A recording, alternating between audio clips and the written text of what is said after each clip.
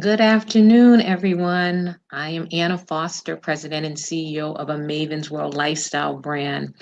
As part of Women's History Month and our 10th year Maven Women's Conference, we are excited to have you join us today for the Future of Women of Color series, Part 1. Today, we are going to learn how to turn pain into power and how one woman turned her traumatic corporate workplace experience into an international bestseller recently featured in Forbes magazine. Today, you will hear from our keynote speaker, Jacquie Abram, who is an anti-racism consultant and international best-selling author of the book Hush Money. This talk will be moderated by Sharhea Wade, Vice President of Global Inclusion and Diversity at State Street Bank. Our keynote speaker, Jacquie Abram, spent nearly 20 years navigating spaces where she felt excluded, ostracized, and invalidated. She decided to write a book, Hush Money, to help people understand how racialized aggressions, both micro and macro, impact every step of employment and workplace experiences. This book went on to become an award-winning international bestseller. This session today will provide employers with a better way to understand workplace racism, provide employees with a better way to fight it and survive the battle, and provide allies with a better way to see and feel the full impact of modern day racism. We are so excited to celebrate and kick off our 10th year of our Women's Conference, which advocates for the advancement of women of color, both personally and professionally. We are so grateful for all our supporters, our partners, our community, and all of you for being here and celebrating our 10th year, a decade of bringing the Maven Women's Conference to our community. Please be sure to share this video and follow us on all media platforms at A Maven's World. So be inspired, continue to advocate for yourselves and for each other. Share this video because it's going to be a wonderful and inspiring conversation. Thank you. Excellent. Thank you, Anna. And thank you for the opportunity to join us today. So welcome, everyone. Thank you for joining us in your lunch hour, or if you're joining us from another time zone, good morning, good evening, and just welcome. My name is Sharhea Wade, as Anna mentioned, Vice President at State Street Corporation. Today is going to be a great conversation with international best-selling and award-winning author, Jacquie Abram.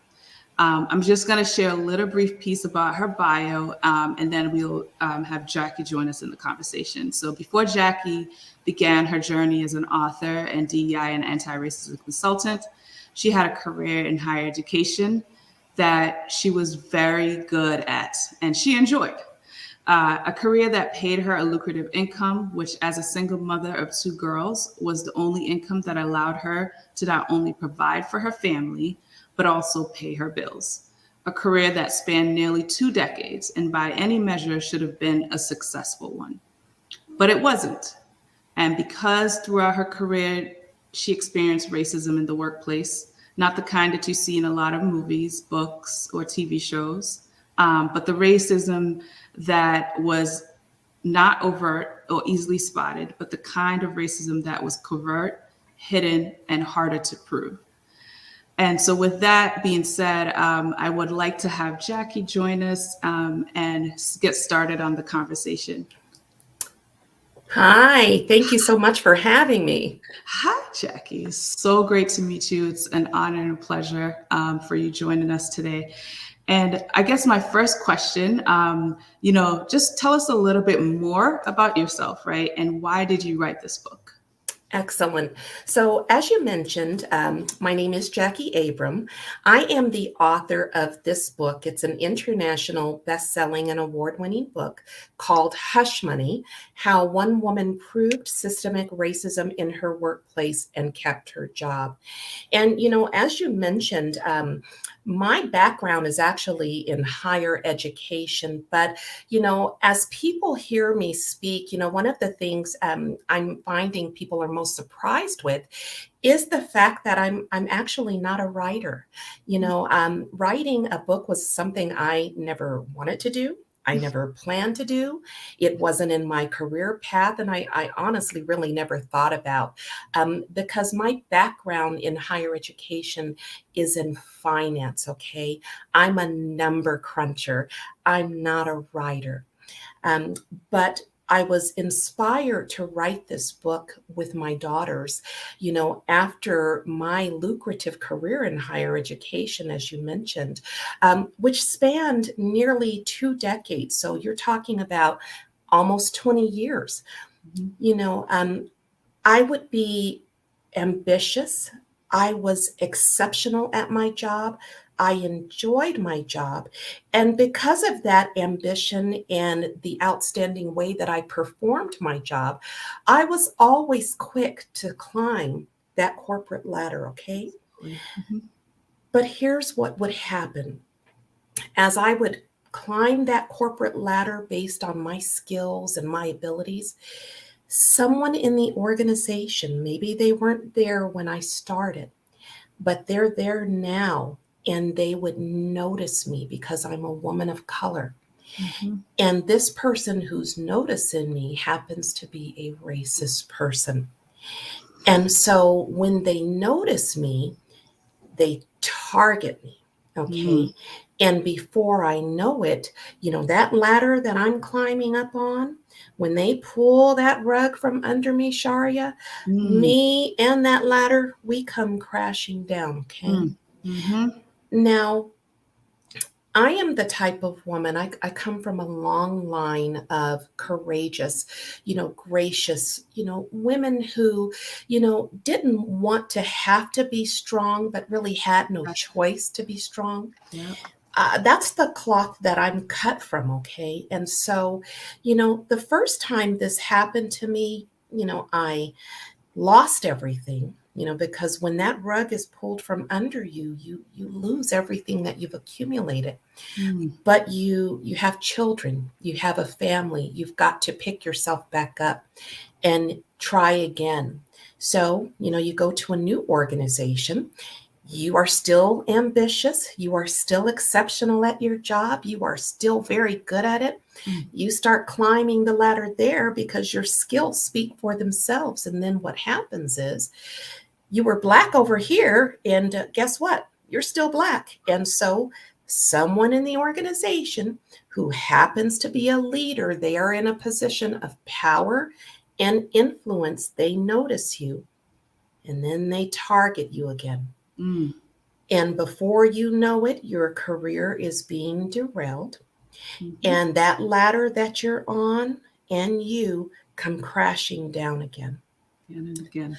So, to answer your question, by the fourth and fifth time of having everything that I had worked for Mm. and everything that I had built up to this point taken from me for no other reason than because I'm black, you you start to question your reality. Okay, Mm. you start to wonder, um, is it me? Is there something wrong with me? And part of the reason we wrote this book is we wanted to shine a light on a growing trend that's happening with modern day racism. Because if you notice, Sharia, Mhm. a lot of the movies, the books, and the TV shows that talk about racism, you know, they always talk about racism from decades ago, right? You know, during a time where it was more overt, you could easily spot it. You knew you were dealing with racism. You could point at it and say, yep, what I'm experiencing is racism. It's very clear. It's very obvious. But that's not what happened to me. And that's not what happened to my daughters. And that's not what's happening to a lot of our people. What's happening today in modern day racism is actually more sinister, more nefarious, because at least if it's overt and you can easily spot it, you know what you're dealing with. But today's racism, what I went through in my career, was not overt. It was covert. It was hidden. And because it was hidden, it was harder to prove. And because it's harder to prove, you begin questioning your own reality. Am I experiencing racism? Am I doing something that's making these people want to harm me?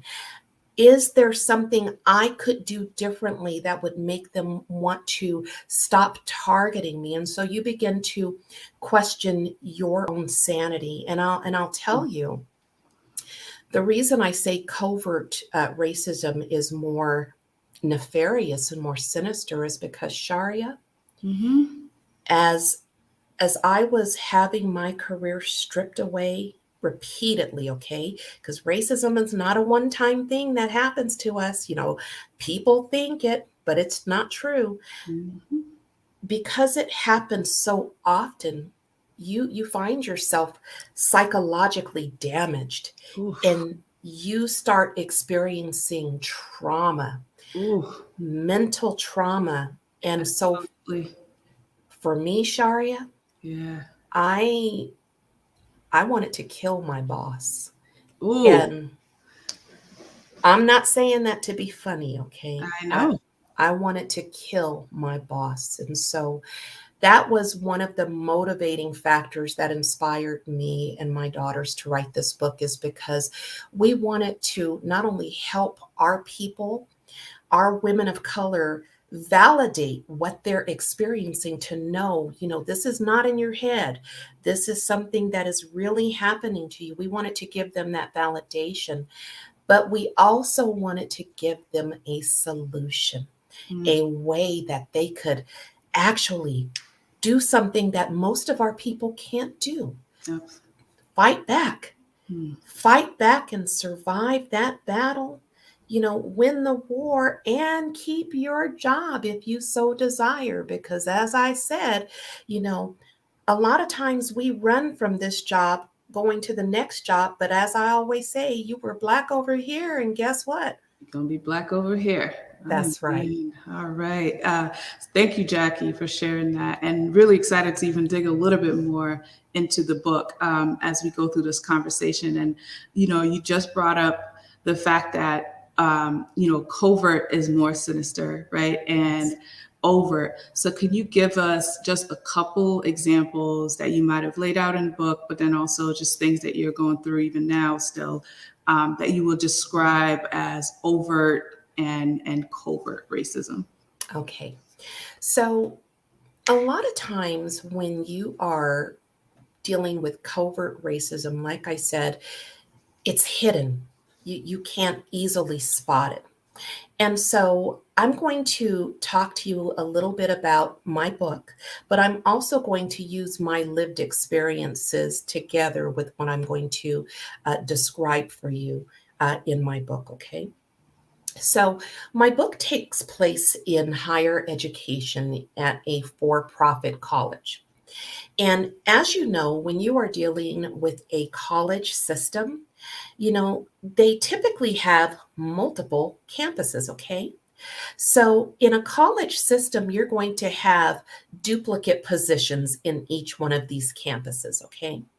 So if you have, let's say, a director of student finance, okay, and you pay the white person at this campus, $55,000 a year.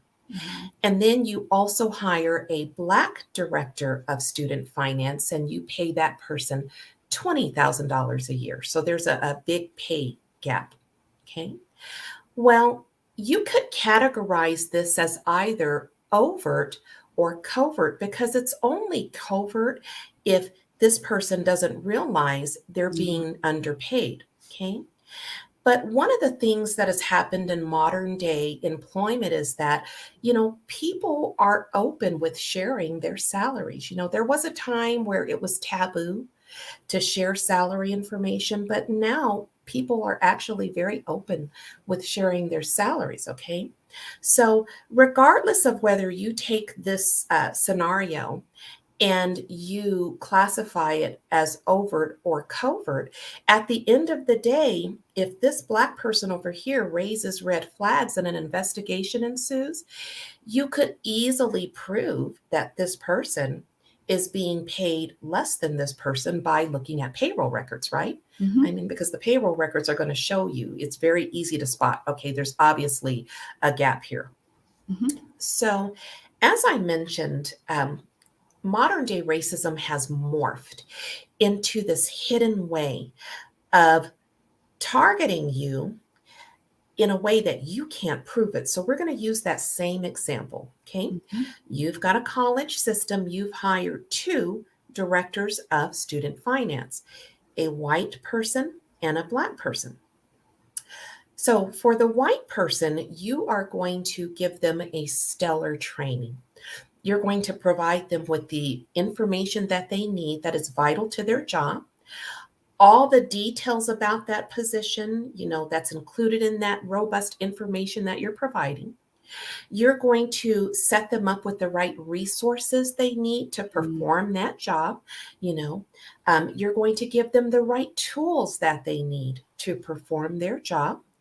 There's going to be mentorship available for that person, people in leadership positions who look like them, okay, who understand them, that they can go to for guidance and support. And so you're really essentially setting this person up for success right out of the gate with the way that you have trained and prepared and provided mentorship, okay? Now, the same person who trained this white director and set this person up for success out of the gate now has to train the Black person. But guess what? They limit the information that is vital to that person's success in that position. And in my case, Sharhea, in my case, not only did they limit the information, but they intentionally gave me the wrong information, okay? So you are giving this person either limited information or the wrong information that is going to result in errors, okay? But it doesn't stop there, Sharhea. Not only are you giving this person limited information or the wrong information, you're limiting their tools, and let me just give you an example of what I mean by that right out of my career, okay? This director over here has state-of-the-art, top-of-the-line computer system, internet access. So, they're able to work through their day because they've got fast-speed internet, they've got a new computer, so they've got the tool to do their job. Now, in my career, I've got this big responsibility, right? The computer is slower than dirt, okay? The internet speed might as well be dial-up because nothing works. It's freezing all day long. So you can't get anything accomplished because you don't have the right tools, okay? But it doesn't stop there. They're limiting your resources too. So you're getting limited information, limited tools, limited resources, right? And so you are making mistakes, okay, because you have been trained to make those mistakes. You're computer equipment is subpar, so you're not able to produce the amount of work that this person over here is producing. Mhm. You want to talk to someone about what's happening to you, but there's nobody on the leadership team that looks like you, because guess what? You're the only one. You're the only one. In this leadership team, you're it. You're the woman of color. So there's no mentorship available for you. And so as you progress and you try to do this job with all of these limitations that have been put in your path, all these obstacles, you find yourself making mistakes. And the company knows you're going to make mistakes because they set you up to make those mistakes. And guess what they're doing as you're making those mistakes? They're documenting it, okay? And so they're using that documentation that they have collected on you as you're making the mistakes that you were conditioned to make as the justification and the evidence they need to let you go or demote you. Mm.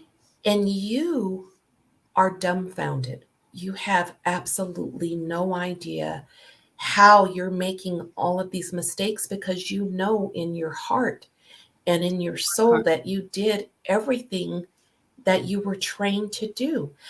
But it is nearly impossible, Sharhea, impossible to prove that you were set up out of the gate to fail. Yeah.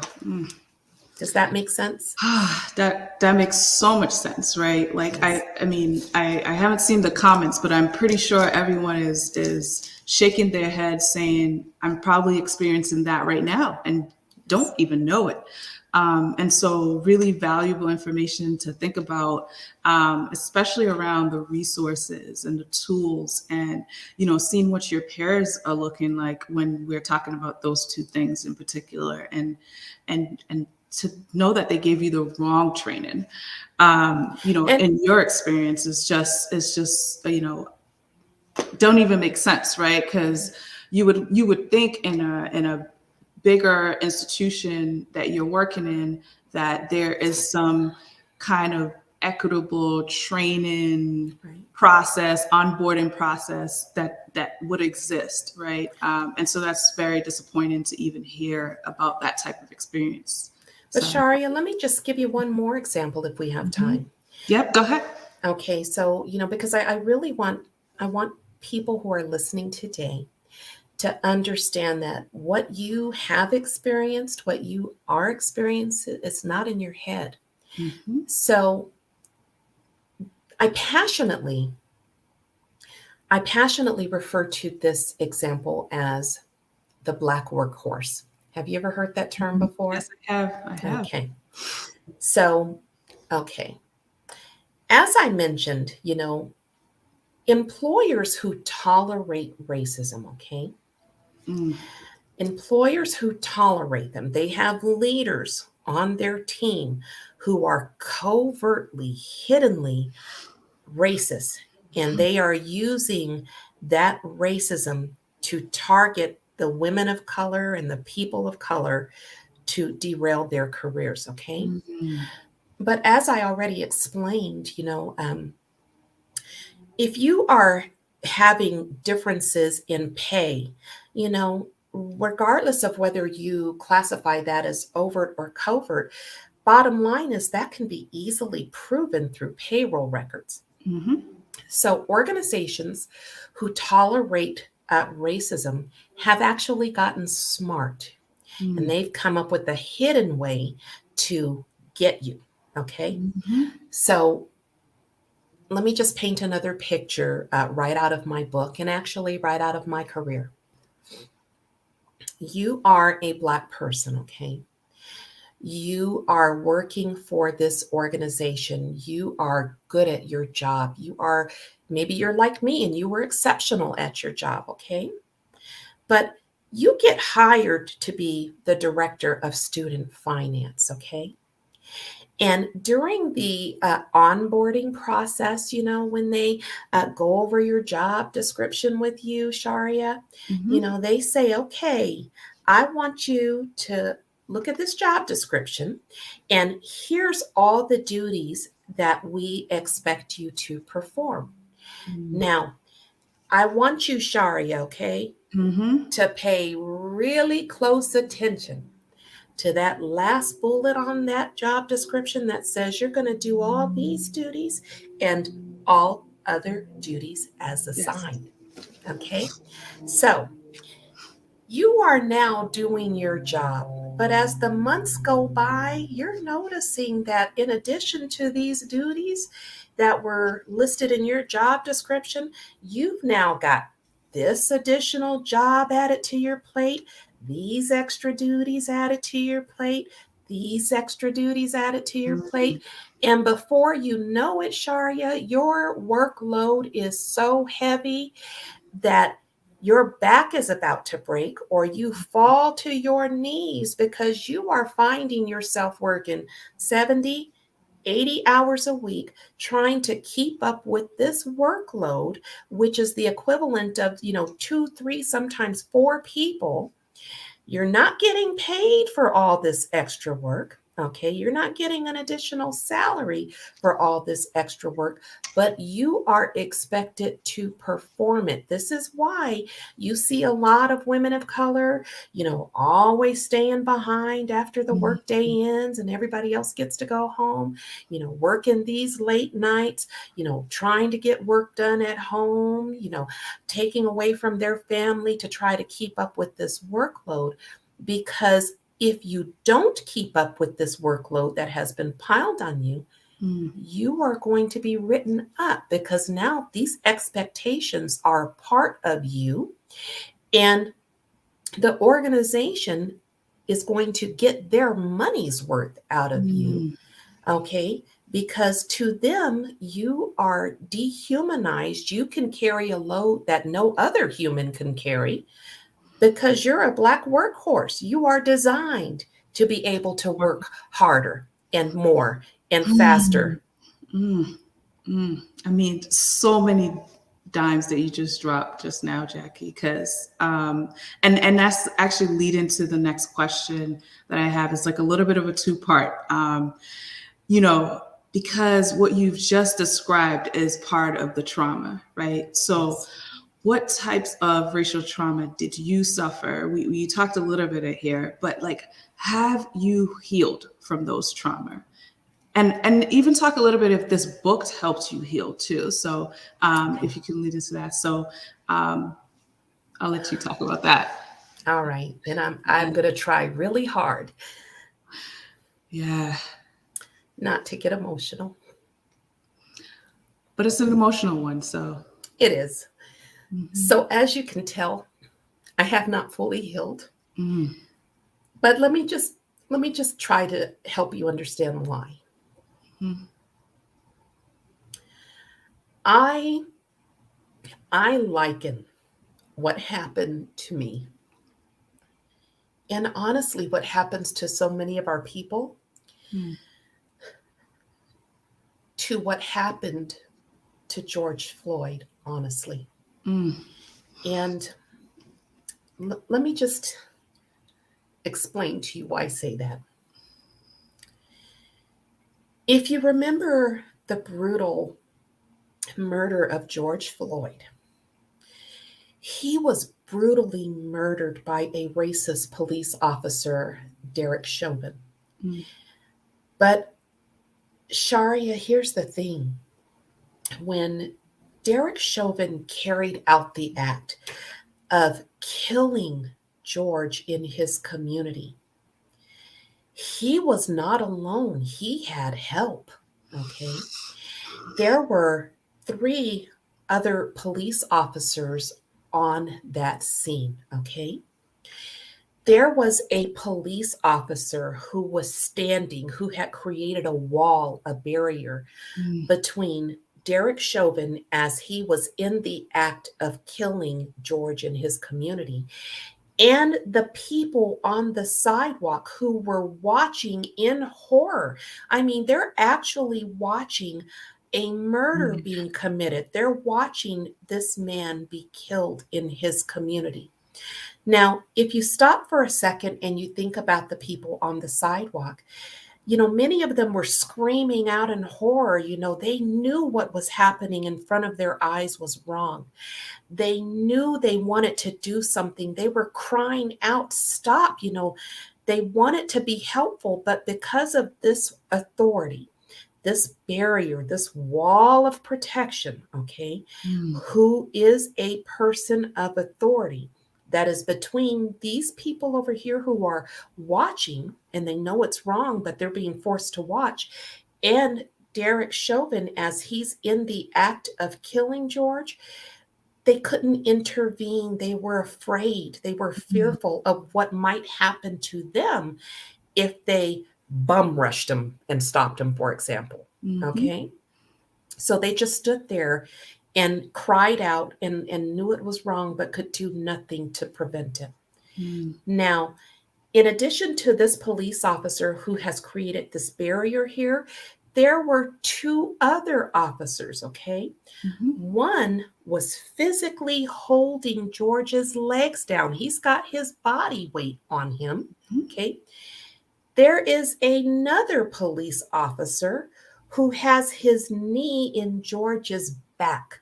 So he's got his body weight on him. And then you've got Derek Chauvin, who has his knee on George's neck.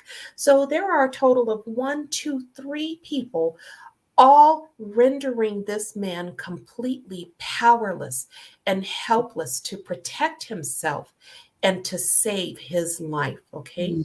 Now, Sharhea, the reason this is important and the reason I bring this up is because of the 4 police officers who were on that scene, Derek Chauvin was the leader. He was the most senior officer on that scene. He was the person of the 4 who had the power and the influence. And because he was the leader, when he led, the rest of them blindly followed. And they aided and abetted him as he killed George in his community. Now, you take that scenario where they kill us in our community and you move it on over here to the workplace. You are a woman of color. You are working in your job. You are good at it, okay? And you may have some bias going on. You may have a coworker over here in the office who doesn't like you because of your hair for whatever reason. You may have a person in another department who doesn't like you for whatever reason. But that's not what kills your career like they kill us in our community. What killed my career, okay, was the person, the leader, the senior person who was in a position of power and influence, just like Derek Chauvin was.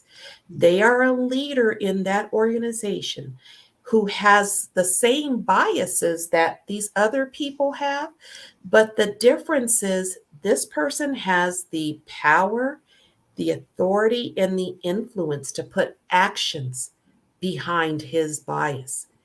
And before you know it, that leader is targeting you.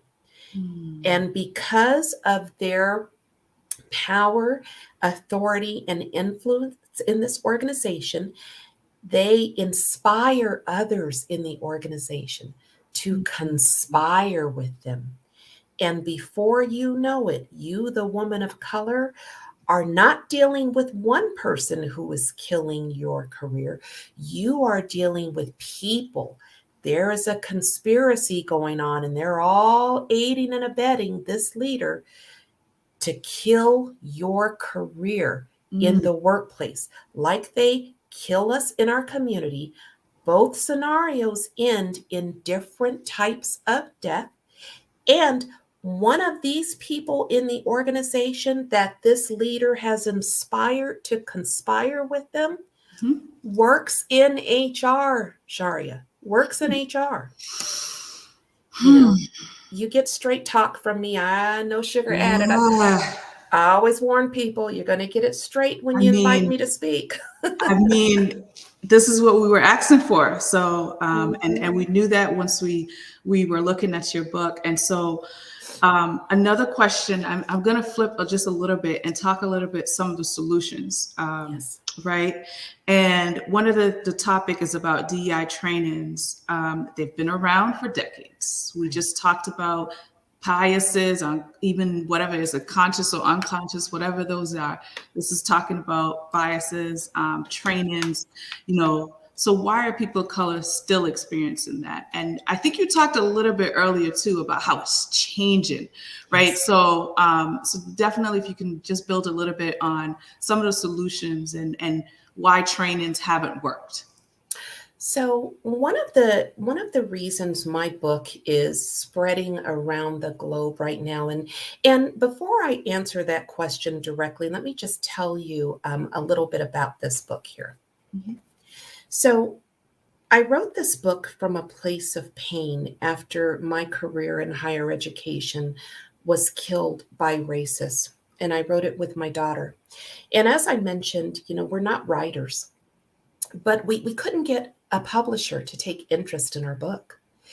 And so, we knew that there were a lot of people who were suffering once we realized that we weren't crazy, that this was actually happening. And even though publishers said, people don't want to hear about modern day racism, we knew in our hearts that, people needed to learn what we knew. Mm-hmm. And so we wrote this book without a publisher, and we self-published and uploaded it to Amazon. I paid $22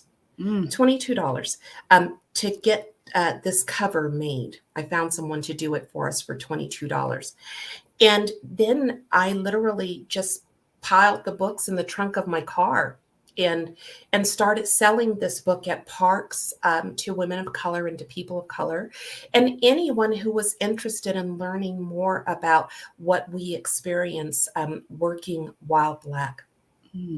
And so when you ask me about diversity, equity, and inclusion trainings, like you said, they have been around for decades, but if you notice, we're still experiencing these issues.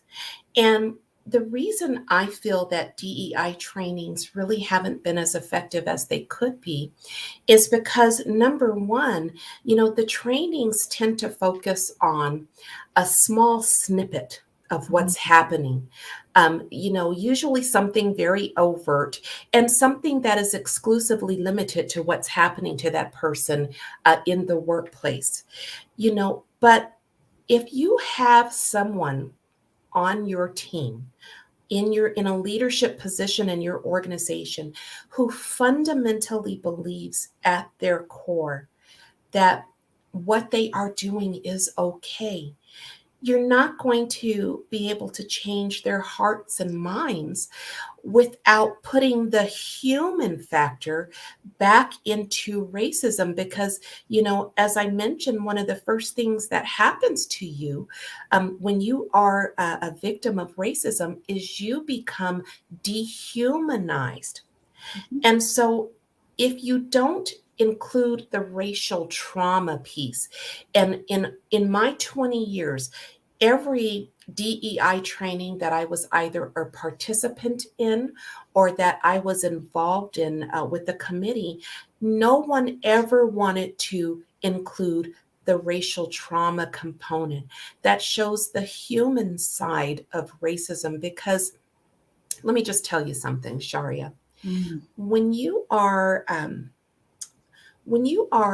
someone who is experiencing racism in the workplace, when you clock out at the end of the day, that racism impact on you doesn't clock out with you. Mm-mm. You carry it with you and it becomes part of you. And when you try to make the company aware of what's happening to you, in a lot of cases, the company doesn't see you as a victim. They see you as a villain. Okay. You become ostracized. You are isolated. You are alone. You are suffering trauma that is on a mental, an emotional, and a physical level. In my case, as I was working to try to hold on to this job, because I'm a single mom, I've got 2 kids I have to feed. I need to keep a roof over their heads. So I can't just give up a good paying job and say, I'll go get another one, because I still have a family. My income's the only income.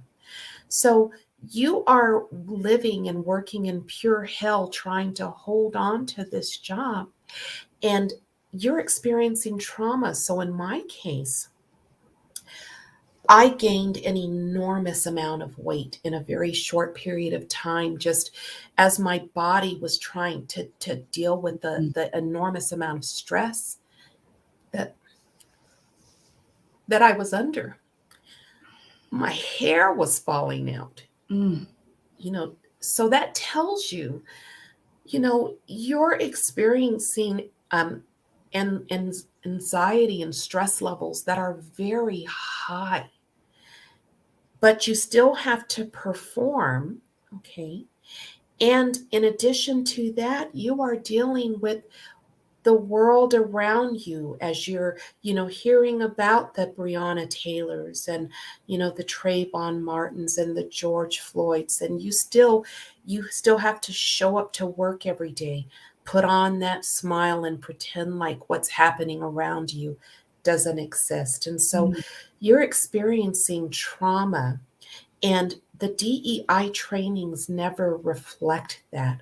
So what I do is I work with organizations and leaders, and my book actually helps them get a deeper understanding of what we experience as women of color, because it lays it out in vivid detail. So not only does it help organizations identify what those covert, hidden methods of racism are, so that they can actually be able to identify them, because as I mentioned, they're hidden, they're harder to prove. And if you don't know what to look for as an employer who is really, truly, authentically interested in diversity, equity, and inclusion, you have to be able to see what up to this point has been unseen for you.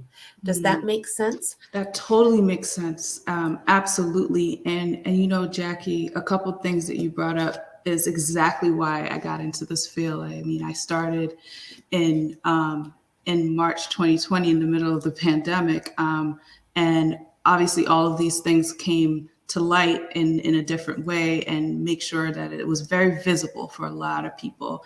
I have a couple more questions, but I just got a note from Anna that she wants us actually to open it up to a few audience questions. And so I'm gonna take a pin on my questions, and actually we're gonna pop in a couple of the audience questions. So there we go. All right. Excellent. Thank you so much. Appreciate it. So give me 1 second. Let me try to get my computer set up now to read these out loud. Okay. I am deeply in it now. I'm fighting back, but when the whole corporation is at it, what do you do? Okay, so I have a lot of people reaching out to me from around the world. And let me just tell you, when I wrote this book, paid $22 for this book cover, and was selling the trunk of my car, I was under the impression that, racism only happened in America. But I am finding out, oh my gosh, I have people reaching out to me from all over the world who are in it right now. And so the very first thing that I strongly encourage you to do, I mean, with every fiber of my being, is buy this book. Because there's a reason. I mean, you know how a lot of books, they kind of, they do a play on words when they give you the title and you don't really know what you're getting. This book actually tells you what you're getting. You know that there was some hush money involved, and you know that this woman proved systemic racism in her workplace and kept her job. So not only does this book really lay it out in vivid detail, what happened to this Black woman in her 5 years of working at this for-profit college, it lays out all the mistakes she made. It lays out all the racial trauma she suffered.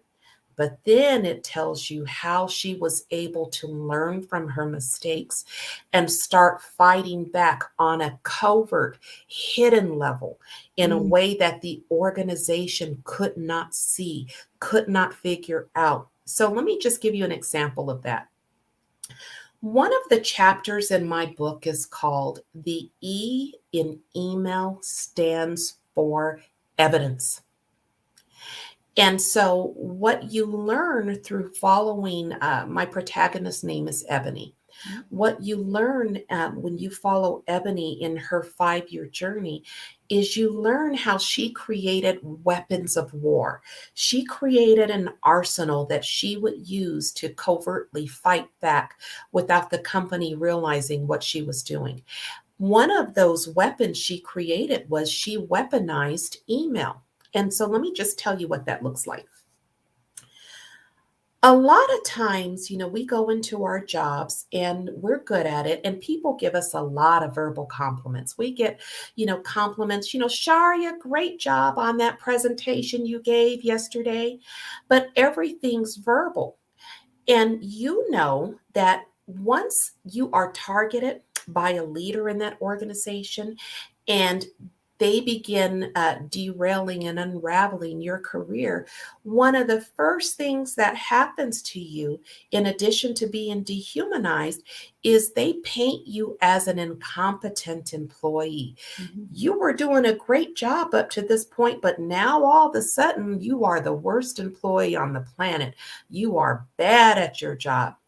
And there's no proof that you have, because everything that they were telling you about how great you were doing was verbal.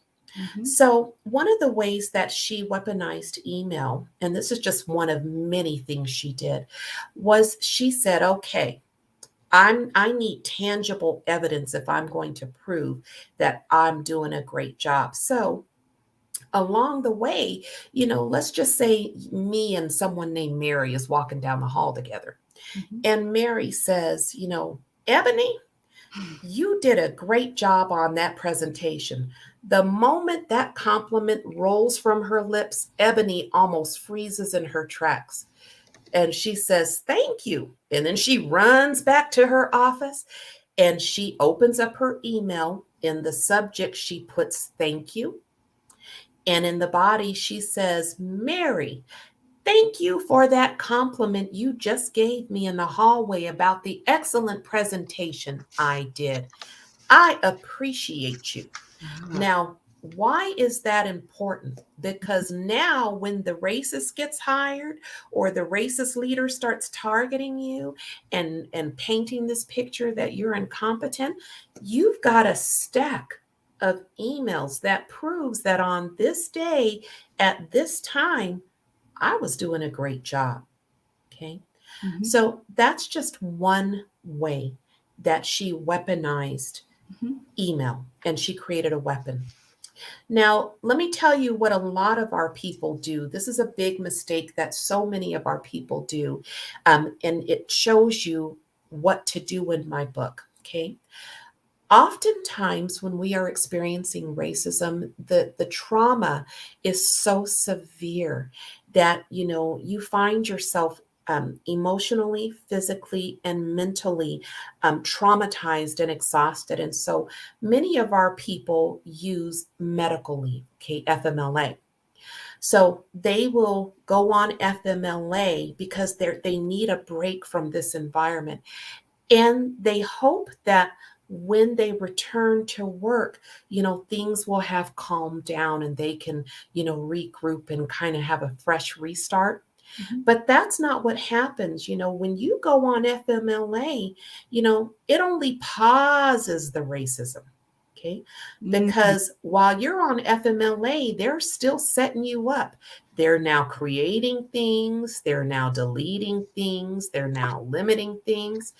And when you return, because you haven't put a barrier of protection between you and this company, the racism picks right back up. And shortly after that, you find yourself terminated Mm.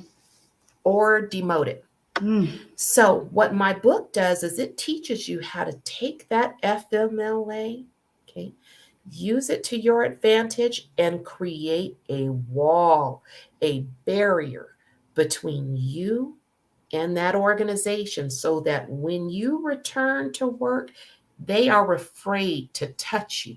They are afraid to continue trying to get rid of you because you've put a wall that is so solid between you and them that it stops them in their tracks. And so that just gives you some ideas of what you're going to get. My book also teaches you how to collect the evidence you need, things you can start doing right now, today, to protect your career, to stop these people in their tracks. Okay. Mm. And so that's why I always tell you, if you don't want to give up your job and you can see the writing on the wall, get this book. Okay. Mm. Get this book, read it thoroughly before you reach out to me, and then reach out to me on LinkedIn and let's talk through your situation. Thank you. And Jackie, actually, this just lead in because we know there's a sequel to this book. Yes. Right? And that was just released in January. Mhm. And so would definitely, I know we've been sending out the link, and it should be sending you directly to both books because they are a pair. So I just want to make sure you guys are seeing that there are two books. And so Jackie, can you tell us a little bit of the sequel and the follow-up before we head out? Because I'm doing a time check right now, and hopefully if we have one more audience question, we can get in as well. So Okay. I'll pause there for you to talk a little bit about the sequel. Sounds great. So, once again, this is Hush Money, how one woman proved systemic racism in her workplace and kept her job. It is an award-winning, best-selling book. But here's the thing, as you heard me mention earlier, racism is not a one-time thing for us, okay? So her issues with racism in this organization did not stop there. So you want to read the sequel. The sequel is called Hush Money, The Cost of Being Black in Corporate America. It picks up literally where the first book ended and tells the rest of this just provocative, captivating, riveting story.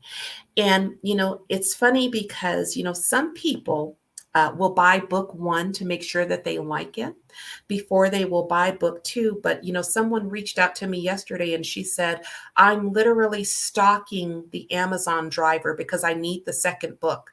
I need to know what happened. So don't be like her and have to stalk the Amazon driver because you didn't buy the second book with the first one. I promise you, you will not be able to put book one down and you will want to know what happened. Thank you. And thank you for sharing that. It looks like we have one more question. Thank you. Lolita, so thank you for your vulnerability and action. One, in your situation, did you find that there was not a leader of influence within the company to speak on your behalf, given your work performance result? And two, did the African American Network, which is obviously an employee network, serve as a resource in your space? So to answer your first question, I was the only, okay? I was not only just the only woman of color in a leadership position, I was the only Black woman. So there wasn't anyone who understood the nuances of what we experience as women of color. And that's one thing that I talk to leaders about who want to work with me to get a deeper understanding of the whys, why we as women of color don't trust our peers, why we as women of color don't think, leadership represents us, why as women of color we feel like we don't have a voice that's being heard. So my work in helping organizations and leaders circles around helping them understand the whys behind, the great resignation that is affecting their company as women of color and people of color are exiting corporate America because they no longer want to deal with the toxic environment. So that answers your first question. And can you repeat the second question for me? And obviously, the second question is about an African American network, but it sounds like you were the only. So, what kind of employee networks were around, or any resources available that could help? I am no longer in corporate America. After I experienced a trauma that was so severe, it had me on the verge of homicide and suicide.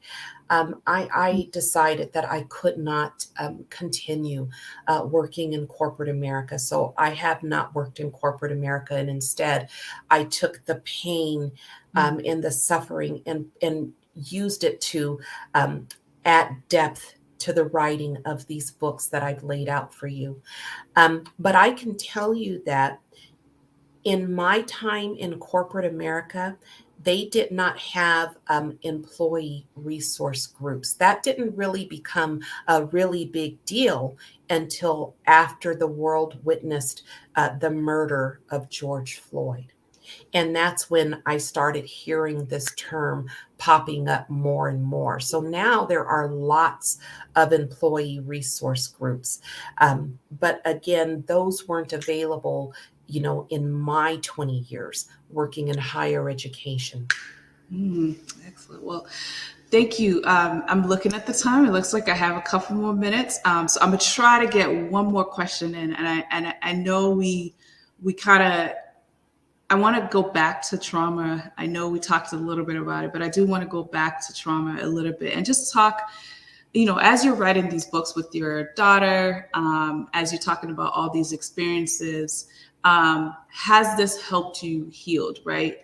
Because a lot of the things that you are describing to me sounds like ways of healing too. And so how are you, as you're writing and like sharing all of this information, what are you doing in your time now to help you heal from all of that, but then also help other people heal in the process? So let me just tell you, Sharhea, that although it's obvious I haven't fully healed, I haven't fully recovered, I am a long way from the day I was standing on the edge of the ocean at a place called Salt Creek Beach in California, on the verge of killing myself. So I am a long way away from that person who just felt so broken and so defeated that I had nothing left to live for. What helped me get to the point that I'm at now and to draw strength was not only my faith in God and in Jesus, who I believe intervened that day when I was standing on the beach, because I received a call from my daughter as I was considering ending my life. And that call got me out of myself for long enough to realize that my child was experiencing the same thing that I was. And I don't know if you have children, but it's one thing if you come after me. But as a mom, you target my kids, you harm my kids, you've got a big problem on your hand. So I stepped out of myself long enough to return back to Colorado to help my child. And when I realized that my children were experiencing the same trauma that I was, and that other people in our extended family were experiencing the same trauma, and that people in our community were experiencing the same trauma, after getting that validation that, it's not me. I'm not crazy. And realizing, okay, there's nothing wrong with you. There's something wrong with the system that allows us to be marginalized this way. You know, that was the spark that started me on my road to healing, because now I've got something I can actually focus on. You know, it's one thing if you feel like, you know, something's wrong with you and there's nothing you can do about it. But when you realize it's not you, it's a systemic problem, okay, now I've got something I can focus on. And so it was that spark that actually put me on a very therapeutic path in not only helping people of color identify and validate what's happening to them, but here's the thing: 50% of the people who buy my book are white, and that the reviews from the white people who are reading my book are absolutely phenomenal. What they're telling me is that, you know, we want to be allies. We want to help dismantle racism. We want to help abolish racism. But, you know, Black people and people of color don't want our help because we're white. They're saying, you don't understand us. You don't get us. You don't know what we're dealing with. You've never experienced this.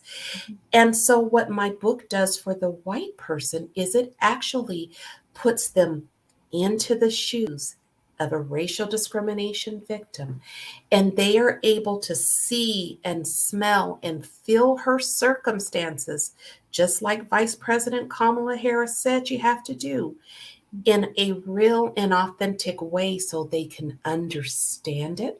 Okay. And so in using this book and helping people who haven't experienced it see it and feel it and smell it, and people who are experiencing it fight it, survive the battle, win the war, and thrive. Oh my gosh, it is so unbelievably therapeutic. That's it. It's and that's how I'm healing.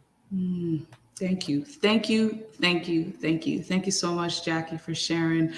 We've come to the end of this session, although I think we can continue for days talking about this book, even talking about the sequel, because we didn't even get into any of those parts of the sequel. So definitely, probably, you know, I'm saying, Anna, a part 2 is coming in this conversation. So thank you so much, Jacquie. I appreciate you for being vulnerable, for sharing, you know, all these pieces. I know Ebony was a character made up of all of your experiences with your daughter. No. Let me clarify that. Okay. Let me clarify that. Yep. Ebony is based on one woman's experiences. We used our own pain to add depth to the writing, but make no mistake about it. Got it. This is one woman's journey. Everything that happened to her happened to one woman only. Okay. Thanks for clarifying, Jacquie. I appreciate that. So thank you guys for joining us. I know we went a little over, and we'll just have an exit video from Anna. Thank you, guys. And Jacquie and Sharhea, what a wonderful and inspirational conversation. We are so grateful for both of you amazing women joining us today. And thank you for kicking off part 1 of our series. In its 10th year, the Maven Women's Conference draws professional women who are eager to connect, strategize, build, community, learn, and inspire. It's always inspirational to read messages from those who have attended our events in person and/or virtually and feel it is a safe space to learn, explore, and grow. Thank you to our major sponsors of this event, State Street Bank, Wellington Management, Mass General Brigham, and Eastern Bank. Thank you to our partners, Boston Impact Initiative, the National Black MBA of Boston, the Dinner Group, Startup Life with Andy Lyons, and Amplify Latinx. And thanks to all of you for joining in today and your support of the Maven Women's Conference for 10 years. Please join us on April 28th at 12 p.m. for part 2 of our series of the future of women of color. We will announce more information regarding this upcoming event via our newsletter and social media. So please be sure you have subscribed to A Maven's World. Until then, take great care of yourselves and each other.